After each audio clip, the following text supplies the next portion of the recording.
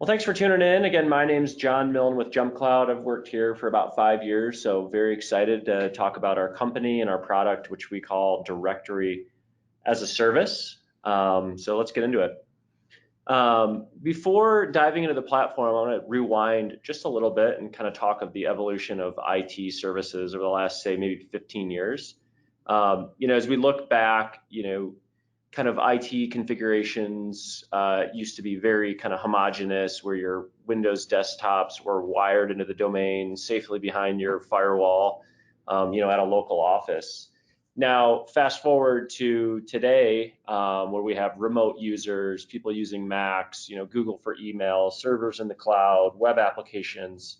It's provided some great benefits for employees, but really caused challenges for IT professionals trying to manage that and enforce security in the way they'd like. So we're going to talk about how JumpCloud addresses that. As we look at kind of that legacy directory service, it does have limitations if you're trying to control Mac or Linux, cloud-based infrastructure, remote users.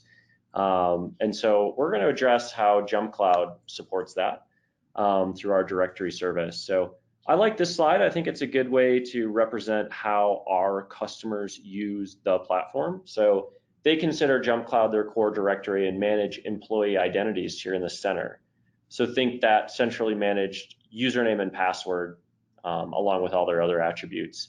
And then what we've done, we've built integrations to tie in, workstations, networks, other resources, web applications, and all these various tools so that an end user can log in with their central directory credentials, whether it's their Windows machine, their Office 365 account, Wi-Fi in the office, their OpenVPN login, or whatever the case may be, using their central directory identity. Now, the way we've done that is through various means, protocols, integrations. So over here, we'll talk about the JumpCloud system agent and how you connect those machines, the various functionality, policies, permission levels, settings, and control of those endpoints. We're super focused on full support of Linux and Windows and Mac so that you can let your employees choose whatever machines or endpoints they want to utilize. Over here, we've built out authentication protocols like Radius, LDAP, and SAML. So that you can use whatever web applications you want, other directory integrations here like a firewall, VPN, print service, network attached storage, and then we'll get into Radius and how you can help secure authentication into Wi-Fi networks. So this has provided our IT administrators with a great central console to onboard and offboard users, provide the correct access control, permission levels, group membership, which networks they can log into, provisioning of accounts, all from a central service, the JumpCloud directory. So, what types of organizations are using the platform? I think definitely those that have a mix of operating systems. If you want to support Mac and Linux and Windows from one console, that's a great use case for JumpCloud. Definitely a lot of folks who are just pushing services to the cloud, infrastructure to AWS or wherever. And then we have a whole set of customers that are growing super fast and they want like an awesome onboarding tool, and to do that from a cloud-based service. You may have offices around the world or just quickly hiring folks. Also, businesses that have a lot of remote employees. So that's kind of a situation which Active Directory can kind of break down, where a remote user has to VPN into the domain to update their password. That goes away with JumpCloud, and we'll show you the user portal and how they can do some self-service management. We also have a lot of customers that just want to get rid of managing servers, and we'll talk about that. And then folks who need added security measures, whether you're in certain industries that are heavily regulated or these various compliance initiatives that you work through. We can help by enforcing password complexity rules, MFA, permission levels, auditing, all types of things that align to various sections of these compliance. And then the last bullet point, we're always happy to share our security information, whether it's our company, our platform, hiring practices, encryption we use, hashing, anything technology based in our platform. We're always happy to share. So here are some of the businesses that use the platform. I think a good chunk of these are folks that were growing pretty fast. They had a mix of Mac and Google and, non-traditional Microsoft services, and they hit some threshold of user count or complexity and said, hey, we need a directory service, and no, I don't want to go set up Windows servers. And so JumpCloud was kind of an easy pick for them. And then we have another set of businesses on this slide, like Trustpilot and others, who actually looked to decommission Active Directory, given their global footprint or remote users or for whatever reason, and transitioned to JumpCloud from Active Directory. So we've got a lot of great case studies on our website that I'll share post-call here. So let's jump into the product. I assume most of you are here for that, so I'm going to do a demonstration of the console. Post-call, everyone is welcome, if you haven't already, to click this green button on our website to create a free account. Just enter in a few pieces of information here. We'll send you an email to verify, and that'll launch you into your JumpCloud tenant. It's free forever. We just cap those at 10 users. So I'll go ahead and log into my console here, and I've got some tools open. I've got a G Suite interface, Office 365. We'll do some PowerShell. I'm going to spin up a VM in a hope to make this very interactive. And I also have a time slated to answer questions. So as you think of questions, just fire those into the console, and we will answer them all. So yeah, let me go ahead and log in. So this is the administrative dashboard or admin console of our product. This is where our IT administrators manage their users, groups, permissions, onboarding, offboarding, and all those chores. At the core of what we do, it's identity management. So here's a sample user, Mary Adams, with her name, username, email address, the password associated for her account, MFA rules, other employee attributes can be managed here, personal information, status, the group she's a part of, systems, and so forth. So the full kind of runabout of Mary Adams and what she can log into, rules, control, and so forth. So each and every one of your employees will exist here in the directory service, each with their own access, groups, password associated for their account, and so forth. So that is the identity management piece. And again, JumpCloud is really designed to be an authoritative directory. So that identity lives here. Main functionality is broken out here on the left. Here's your classic users, systems, policies, and groups. I think this area is kind of what our customers expect from a product that can be an alternative to Active Directory. We'll go deep into that. And then we'll talk about the other authentication protocols, some other integrations, tools, and so forth. But let's first hop into systems. I want to explain how this works. So what I'm going to do, actually, I'm going to turn on a VM here.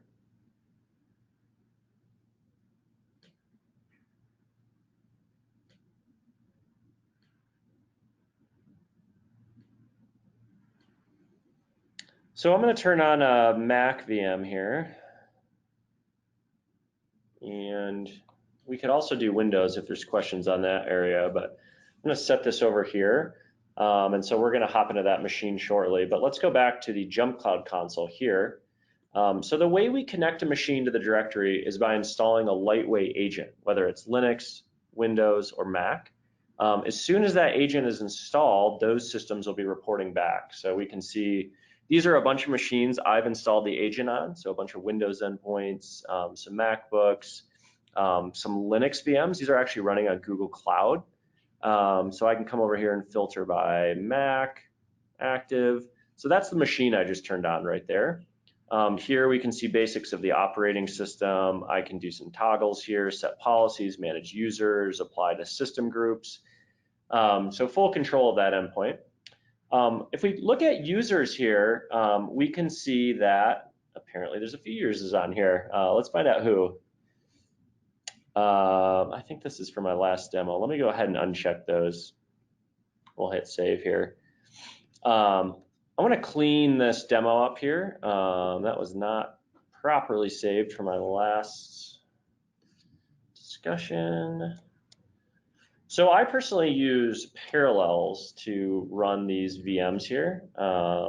Super slick, and it's even great for testing JumpCloud. If you want to spin up a Mac VM and kind of test some things and then go back to various snapshots, it's super helpful. So just like that, we are fresh new starting position here. So let's go back to this machine and we can see that I just have this one managed user account on the system. This is like an administrative account that I just call super admin, and I push that out to all my machines. So if we come over here on the VM, we can see that there is just that one user, the super admin account on the machine. Now, if I need to give access to yet another employee, let's say like Brian here, I can select his identity. I can control whether he's created as a standard user or an admin. So I'll keep Brian as a standard user, and when I hit save, the agent, which is running on this MacBook, will pick up those instructions and build a local account on the machine. So we'll give that time to run its course there. So that is how we handle user system authentication, is through an actual local account that lives on the machine. The agent keeps that local account in sync with its directory object here, whether we're talking about like a service account, so this is my super admin, or a particular employee like Brian or anyone else.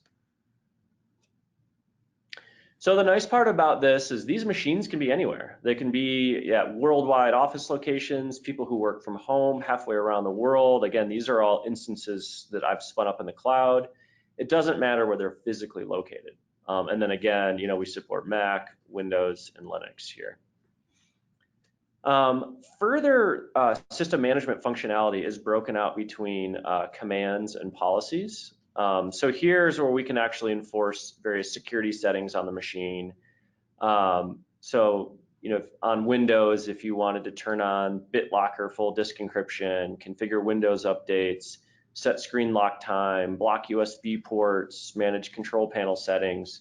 So a whole set of policies that we've built and enabled here. So these particular policies, have a full, set of functionality. Even down to the scheduling on Windows updates. They can be applied to an individual machine, but more likely a group of systems, applying that Windows update policy setting across all your Windows machines here in that group of systems. Similar concepts for Mac, related, whether it's system preferences, turn off Siri, file vault drive encryption. So both of our Windows and Mac drive encryption is super cool. You can enforce this policy on the machine, which forces a user to enable that. And then our platform will escrow the decryption key found right here if you ever need to remedy the system at some point in the future. And then again, these policies can be applied across here all your Mac machines. What's great then is as you onboard a new machine, you just drop it into this system group, and then those set of policies are applied to the system. Supplementing policies is going to be things you can run through commands. Consider this more like build your own, done programmatically. So you can execute a new command here. Here I've got an example of just querying existing local users. Here, maybe you want to install Chrome across your fleet of MacBooks or anything kind of powerful, PowerShell centric on Windows.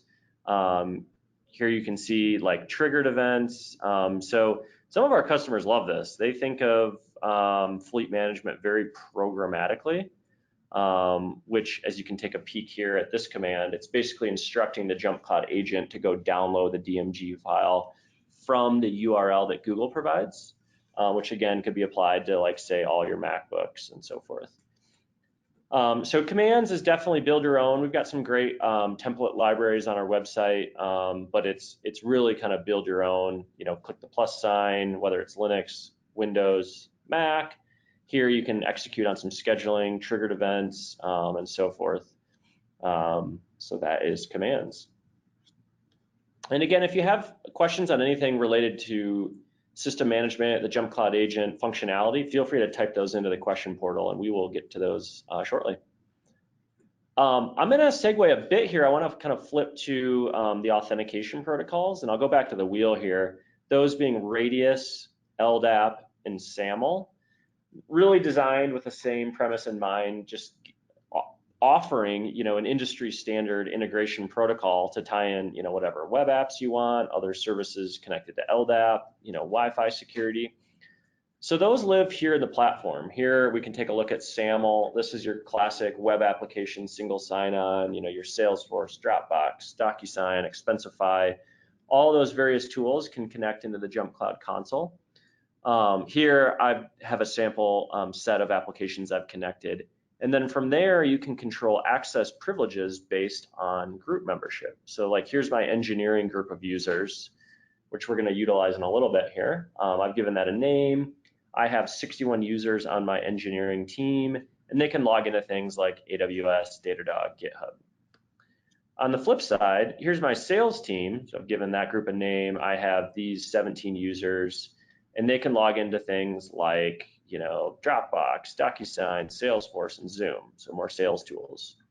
That all controlled through the SAML integrations with these various applications. LDAP basically allows you to connect more like legacy services, networking, appliances, firewalls, VPNs, things that connect to a backing directory. So when you're in the configuration component, you'll literally point them right at ldap.jumpcloud.com over port 636. Here's your just standard LDAP configuration. And the reason you would do that is to really offload the function of like user and group management to the JumpCloud directory, so that all those various services can query one central list of users and one central list of managed groups that you have here. Radius is great. So basically by clicking the plus sign here, you spin up what essentially acts as a Radius server. It is in fact 100% built in the cloud on our platform. You'll go into your access point, configure WPA2 enterprise, and I'll show you that here. You'll direct it to hit our Radius service through the IP we provide. Down here, there's the secret you set up on the JumpCloud side, standard port 1812. So there's all your settings. Now, so we use it in our office. When employees go select the SSID for the first time, they're challenged to enter two fields. So one is username, the other is password. So they'll simply type in their creds here, like our user Mary Adams will type in her Mary.Adams and the password associated with her account. And that's how she will log into the Wi-Fi. So why that's relevant is now you don't have to have shared keys written on the whiteboard that everyone knows and distributes. Employees log in with their unique credentials. Further, you can control access privileges based on group membership. So here at our Boulder headquarters, I've flagged basically all employees. London, I've got my executive and finance team. San Francisco, engineering. That's just kind of like an example use case, but basically the point there is specifying particular access control based on group membership. So like here at our office, I can log into JumpCloud Radius, but not JumpCloud Radius staging, just as an example. I want to do one more aspect of the product, and then I'm going to show some onboarding stuff. I want to turn on MFA on the MacBook, go super deep here, but again, keep asking questions as they pop up, and we will hit all of them. So separate than the applications is kind of where a couple things live here, G Suite and Office 365. They both work the same, and I have both consoles open here.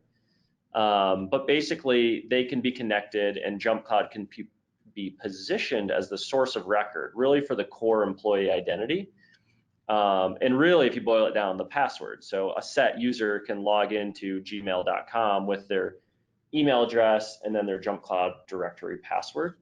And that's just the mechanism that we keep these products in sync here, so that Joe Smith can log into the Wi-Fi at the St. Louis office, his MacBook, and his Google account with his centrally managed username and password here.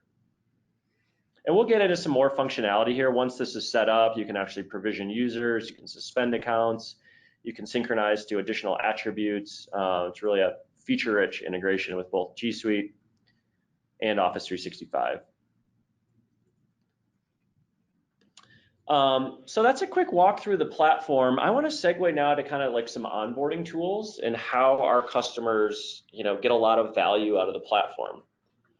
So I've kind of showcased here like an end state. Like you set up JumpCloud, you're managing 239 users, it's all well and good. You've got the agents installed in your machines, but oftentimes the question is like, well, how do I get there?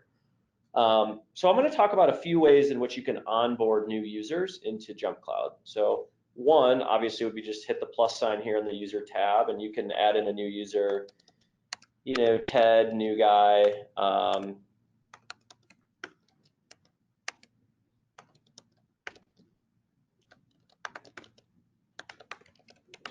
Can provision his G Suite account. This is a real domain. Both Office 365 and Google are connected here. We can provision, a password for his first day on the job. We can come over here, drop them into groups. So this is like one way to get a new user up and running, and maybe Ted's, an admin on his machine and he needs an Office 365 account. So just like that, I can provision a new user, Ted. And for one employee that you hire one at a time, that's probably the easiest way to do it. Get them all set up and out and running. I'm going to cancel out of here.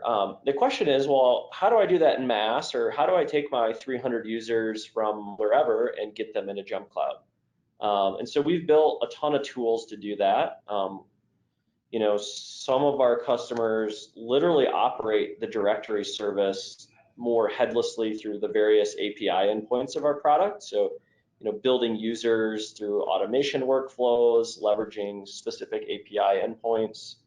I think that's all well and good for some of our customers who think that way, very kind of like DevOps automation oriented. We have another tool though that kind of leverages this and makes it a little more user friendly, I'd say, and that is the JumpCloud PowerShell module. So you don't necessarily need to know PowerShell or even be a fan of it. Just consider this as like a really slick module to do some bulk chores in the console or quick snapshots, reporting, implementation tasks, all kinds of cool stuff. We keep a really great curated task library here if you want to do some things. So I'm running it on my Mac right now. I've just pulled up terminal, I've called up the PowerShell module, and then a simple like get JC user will query out all the users in my JumpCloud account. Now, which JumpCloud account? Here it's asking for the API key. So I'll go back to my admin console here, copy that. We'll come over here to the module, paste, connects to the right JumpCloud tenant. The command runs, and now it'll query all the specific users in my JumpCloud console. So there it goes there. So from there, you can do all kinds of filtering, pipeline, get JC system. Same thing, all the information on my machine. So these are all the systems that I have the agent installed on. Report back there. So there's a lot of really cool stuff you can do with the PowerShell module. And the point I'll bring here, it's just like another useful tool to get leverage and manage your users, your groups, your permission settings, snapshot, so just more functionality.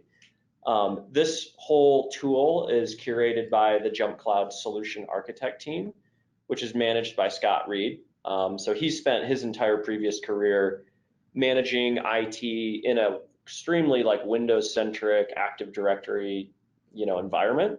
So he took those chops, brought them here to JumpCloud, and built out the whole PowerShell module and all the various things you can do here. As you see, instead of get AD system, it's get JC system. So you'll find that very familiar.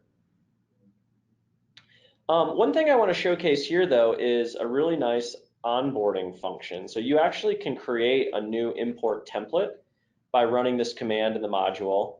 And then from there, you actually can import users through a CSV file. So really kind of a powerful piece of functionality here. I'm going to copy that command. So I've actually created a set of 25 users that I'm going to import into the directory. I've grabbed this information, maybe an export out of Office 365 or Google. Here, maybe this is coming from an HR system. I can actually provision users to their machine. I'll go into more of that in a second. And then apply group membership. So here we're going to see what happens to these users that get dropped into the engineering team. as it relates to their user portal and some other access here. So what I did is I took this Google Sheet and I saved it as a CSV file on my desktop here. And I'm going to go ahead and import those users into JumpCloud. So we'll just pull up the trusty module here. We'll paste in that simple command. And what I'm doing is I'm grabbing that CSV file that is sitting on my desktop and running a basic import command, and I'll hit enter.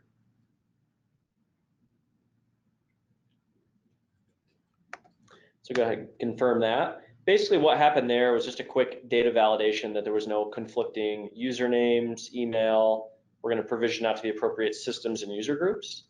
Now, super cool here, when you install the JumpCloud agent on your machine, and let's go back to that MacBook. I'm going to filter by Mac, active, there it is. JumpCloud creates a JumpCloud specific system ID. So the machine that's running over here is ending in 545A. Now I've entered that in here, and I'm going to provision a user out as an administrator to that MacBook, and that is our friend Scott Jurek here. So we're going to laser into his onboarding experience and how Scott gets set up in the directory, set with the appropriate attributes, provisioned out to the Mac, dropped into groups. We're going to log into his user portal, check him, authenticating into AWS and all the various things he needs to do his job. Now I'm showcasing this as kind of like a new hire onboarding use case where I'm setting a temp password in that onboarding experience.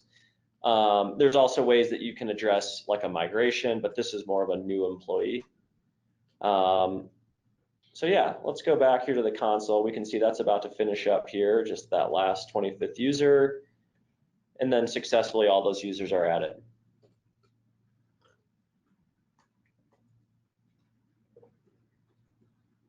There's Scott Jurek added to the machine, again ending in 545A. So let's go take a peek. We can see here in the console that we are now up to 264 users here. I'll go ahead and filter by first name, Scott. There he is, Scott Jurek. We can see that he was added today, June 27th, set with that name, username, email. I did set a temp password.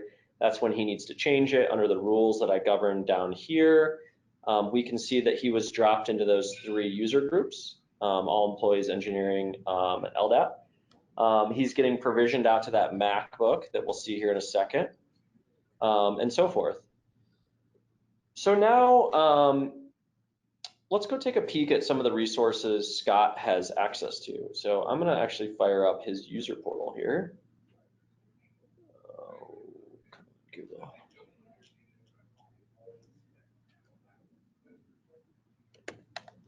So everything we've seen so far is the JumpCloud administrative console. Let's go take a peek at Scott's user portal here.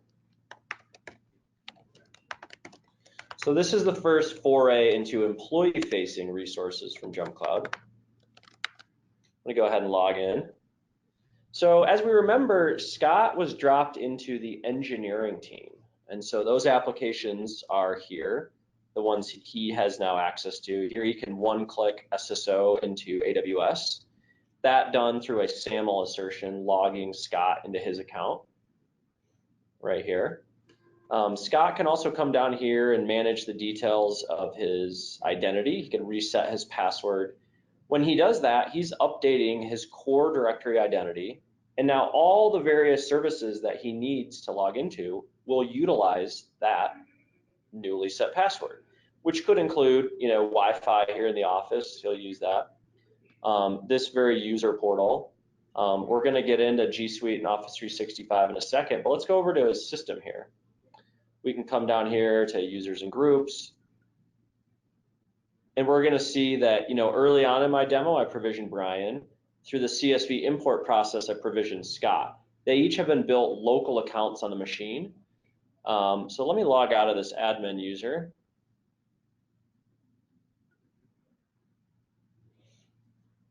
And here we are in the very native macOS login screen. We're going to log in as Scott Jurek.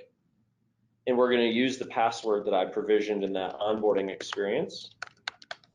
Go ahead and log in.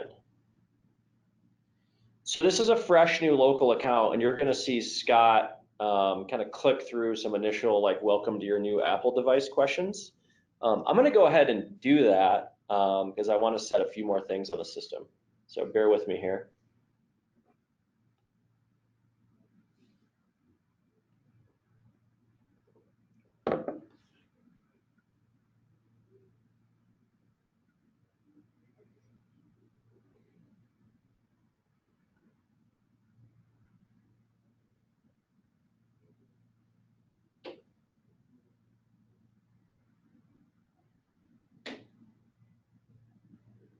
So just like that, Scott is set up on his machine and he's good to go. Now I want to come back here and do a couple more things. We can do some kind of fine tuning of his account. I'm going to do a couple things. I'm going to enforce that now going forward, Scott set up MFA in his user portal. And let's control that enrollment period. And here I'm going to come provision his G Suite and Office 365 accounts. You can actually do this in mass on the onboarding process. I do it one at a time. It's just easier to clean up post demo. But before I hit save, let's go over and check these resources here. And just we'll do a quick sanity check. Wouldn't be surprised if I have to log in again. So there's no Scott Jurek yet in this Google account. Let's go back here to my users.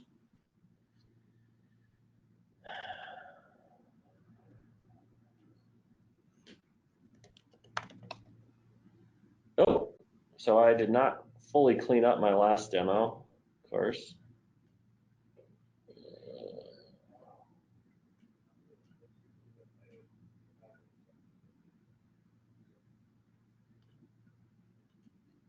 All right, so we've got Scott cleaned up here. He doesn't exist in Office 365 either. Come on. Cool. So let's go back over to the JumpCloud console, and I've checked these integrations. I've also set MFA in the user portal, and let me go ahead and save the user. So now Scott is in an enrollment period to set up his MFA, which we're actually going to do here on the demo. I want to show you that process and how an employee would secure their basically user portal and some other tools that we'll get into. But let's go over to Google now, and I'm going to hit refresh here, and let's type in Scott. So there he is, provisioned into G Suite, set up today, June 27th. He's active. He's all good to log in. We can go back over to Office 365. I will also hit refresh here.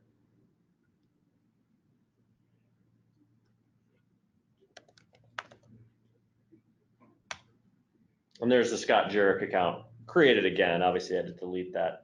But that's kind of the function of getting Scott out to his user portal, authenticated into AWS, logged into his MacBook, his G Suite Office 365, his Wi-Fi access, anything that's connected through LDAP on the various groups he's a part of. So I'm actually going to go fully set up MFA for Scott. As we see here, he's in his enrollment period. So let's go back to the user portal. And I'm actually going to show you the log out, log in. So at his next time coming in,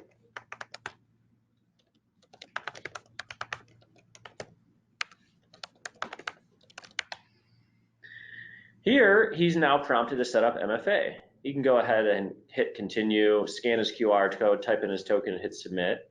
If he X's out here, like maybe a new employee might, he's going to be reminded of the remaining days in his enrollment period. Cool, got it. You know, he's back in his user portal with 4 days left to go. Now he can come back here to security and maybe finally set up MFA. We use the concept of a time-based one-time password. So I'm actually opening up my Google Authenticator app on my iPhone right now, and I'm going to scan this QR code. I'm now generating a new time-based token here, and I can enter that in to 86258. And I'll go ahead and hit submit. MFA is set up and active for Scott. So now if we come back to the administrative console and I hit refresh here, we can see that MFA is active for Scott. So we are enforcing that he now MFA into the user portal as a requirement here.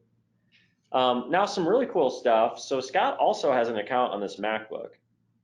I can enable MFA on the system, and I'm going to show you this. It's really cool.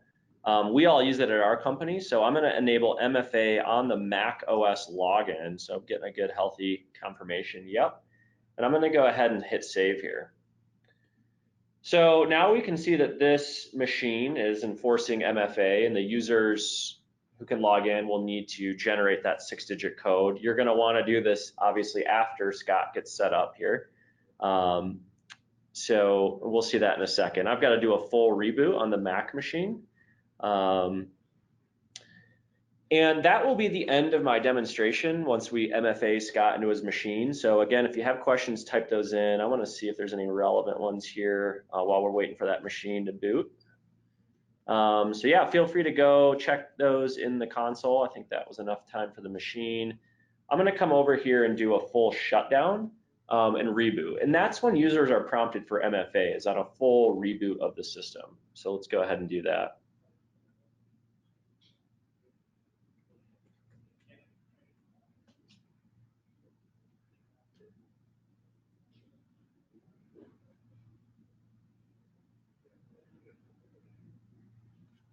So we've now turned the machine off. I'm going to boot it back up here.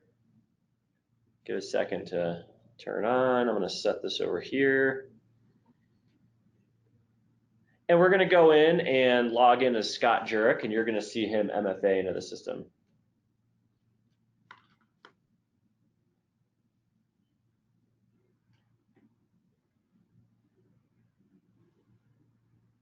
So now, same normal Mac OS login experience. Scott's going to double click his identity, and poof, 2 fields open up here. So he's going to enter his directory password. And now I'm going to pull up my Google Authenticator app and hit 379312 and log in. So Scott now just MFA'd into his machine, and he's active on his MacBook here.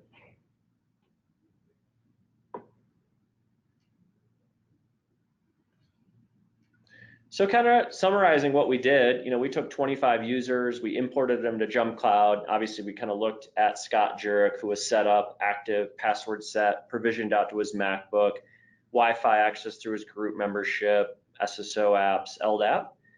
We provisioned G Suite Office 365, and he was set to go as a new employee of the organization. From there, we enforced and set up MFA, configured it on the user portal and the system. So back on the slide deck here, I'm going to open it up to questions. So again, feel free to type those in, and let me go take a peek at what we've got here.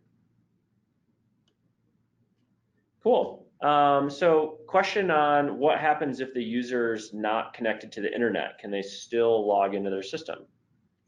So the answer is definitely yes. Once I've installed the agent and gotten the Scott Jurek user provision out to the machine, he can go on a camping trip. He can be completely off the grid. He can still fire up his system, select his local account. He can also MFA. The Google Authenticator app works without the internet, and that's why we selected that function. It's just a time-based one-time password. So he can authenticate even when he's on, a camping trip.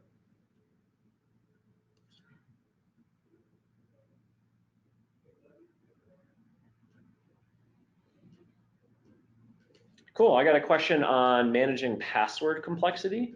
So yeah, that's a great question. So over here, we can see that as we think of Scott Jurek, the central user here, he has his core, username and password, and he'll use that to log into his MacBook, his Google account, Wi-Fi, and else. So he really has just this one core identity. That is now governed under your complexity rules, aging requirements, and that is set down here in the settings tab. Security, so character length, complexity rules, when they age and expire, lockout, rules on the user portal, things like that. So that is all set and controlled here to govern that core password that each of your users will maintain.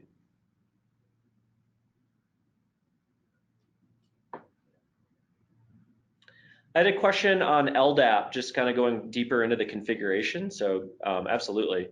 You know, JumpCloud really put LDAP as a service on the map. And so we've got a good article here that I want to show that talks about connecting a service to the directory. And so I'll pull up an article.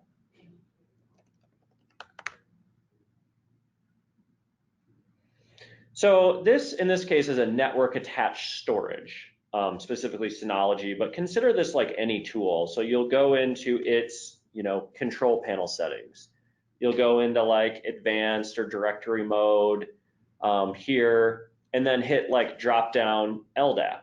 Okay, where's the location? It's at ldap.jumpcloud.com. Here's your basic LDAP configuration. You'll actually utilize your JumpCloud org ID.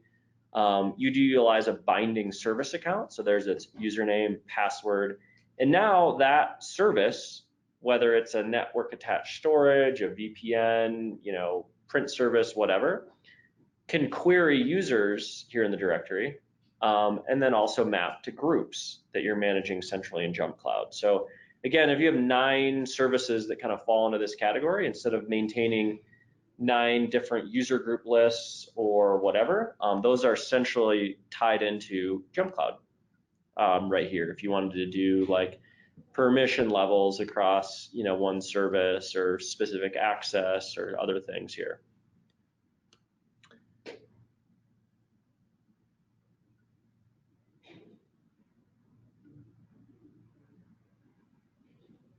So a question on MFA, is it one MFA code for all JumpCloud accounts? It's one MFA token per user that has a time-based rotating password.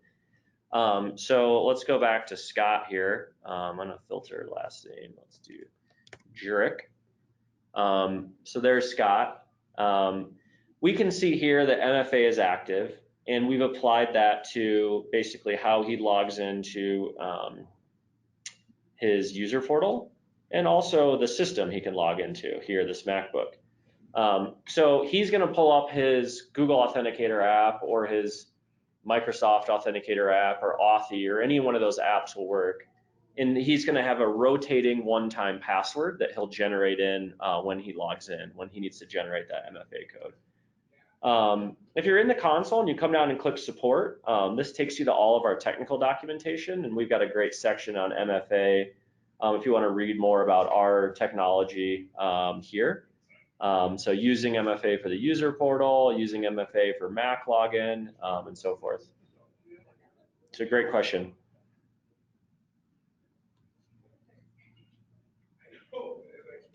I had a question about, can we set up as many radius endpoints as we want? Absolutely. So come down here. You know, these can even be like 2 different components for the same office, you know, set up for VPN configurations if that's the protocol your VPN utilizes. But yeah, you just kind of hit the plus sign here, and it could even be, you know, test SSID if you're using this at home. The IP address is your public facing IP, so it's the traffic we're expecting when there's an authentication request. So absolutely.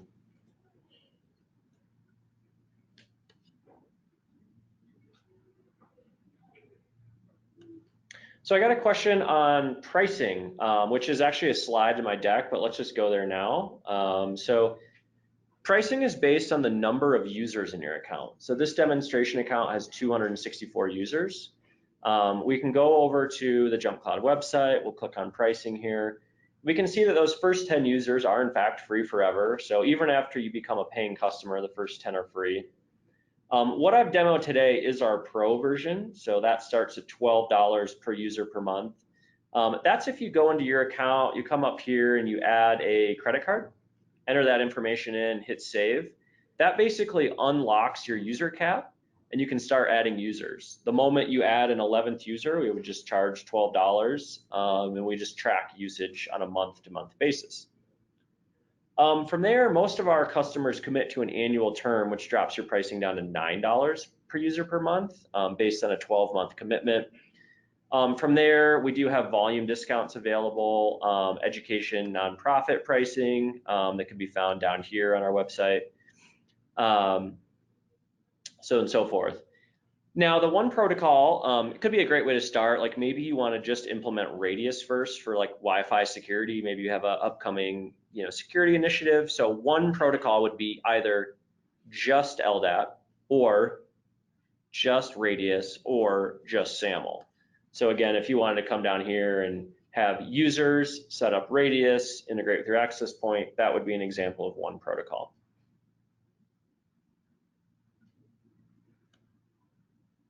Cool. Well, that looks like it's it for questions. I'm going to head back over to my slide deck here. Actually, before we do that, I want to show you some cool offboarding thing. This will just be the end of the demonstration here.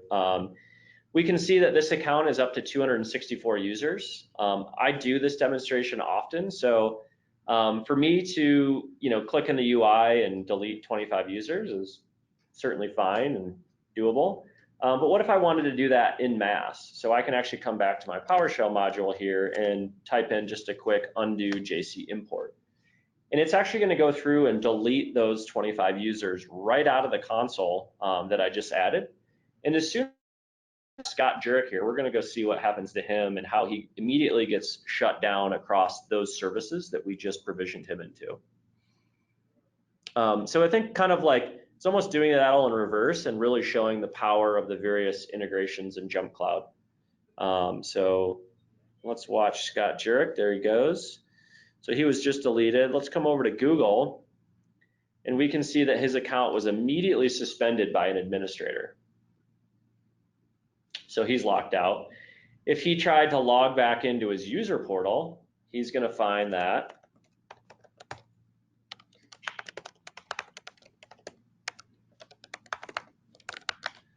he's locked out. So there's no way for him to access any of those applications. That's a feature of SAML. Now, if we come over here to the system, he just got booted and his local account is suspended and hidden, so knocked off the session on his machine. So fully offboarded, he can no longer get into the Wi-Fi. He's removed from your organization. And then if we come back here to the JumpCloud console, we can see that we're down to 200 and should be 39. Yep. So those users have been fully removed from the console.